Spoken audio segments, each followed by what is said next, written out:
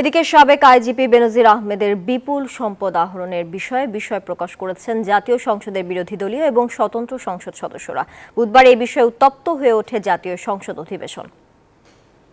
সারা দেশে এই ব্যক্তির কারণে ক্ষমতাসীন দলের এত কাজ করার পরেও আজকে প্রশ্নের মুখে এসে দাঁড়িয়েছে যে এই বিষয়টাকে গুরুত্ব দিয়ে যদি সরকার ব্যবস্থা না নেন, দুদক তদন্ত করছে, তদন্ত বছরের পর বছর যদি চলে, এই তদন্ত যদি শেষ না হয় এবং কোর্টে গিয়ে বিচার না হয় মানে স্পিকার, তাহলে দেখা যাবে আরো যারা আছে বেনজির তারা আস্কার পাবে।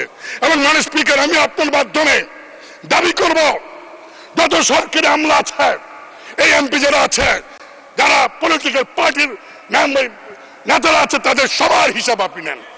এই বেনজির যে আমাদের দেশে হয় এর নজির কিন্তু আছে। এই বেনজিররা নজির নিয়েই কিন্তু আসে।